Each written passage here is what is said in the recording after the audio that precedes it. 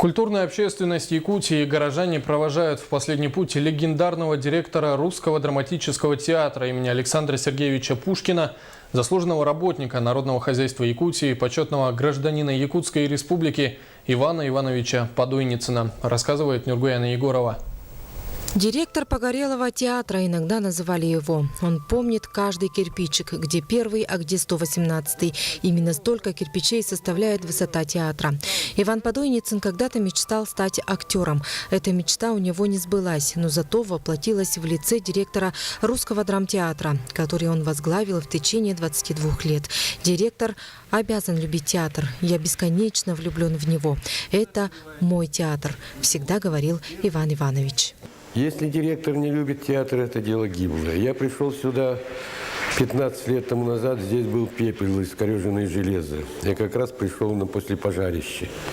Задал себе вопрос: слушай, Иван, ведь не зря говорят директор Погорелого театра. И вот с того времени и по сей день все делай, все делай, все делай. Под его руководством одновременно с восстановлением здания театр продолжал активную творческую деятельность. За 22 года было выпущено 144 спектакля, от 6 до 9 премьер в год, 2 из которых обязательно для детей. Благодаря Ивану Ивановичу в 1998 году театр стал академическим, а через год присвоено имя Александра Пушкина. 2 десятилетия, когда я был с ним знаком, вместе работали, создавали театр. Всегда он делился радостью. Были планы, нужно было делать всеми способами, но это не значит, что это было все так жестко по отношению к людям. Нет, это было по отношению к работе прежде всего.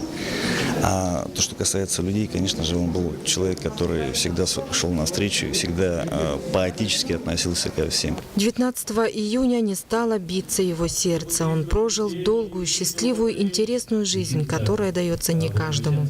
Иван Подойницын работал во многих должностях, но якутяне больше всего запомнят его как директора театра. Сегодня вся культурная общественность провожала легендарного человека эпоху, в последний путь. Его театр академический – это его дитя. И, наверное, весь след его жизненный в каждой премьере театра, в каждом открытии сезона Иван Иванович будет звучать и жить среди нас. Он родился в Читинской области, но в душе всегда был якутянином. Наверное, многие помнят его в фуражке, в расстегнутой рубашке, из-под которого была видна тельняшка. Каждый день по проспекту Ленина с улыбкой на лице ходил на любимую работу. Он прошел большой жизненный путь. Я прожил последние несколько лет с ним. Я счастлив этой возможности. Я счастлив, что я успел хотя бы немножко побыть с ним перед смертью. И я хочу пожелать всем прожить такую же насыщенную и преисполненную человеческим достоинством жизнь. Имя Ивана Ивановича Подойницына навсегда останется яркой страницей в истории русского театра. Его коллеги каждую минуту будут нести память о нем.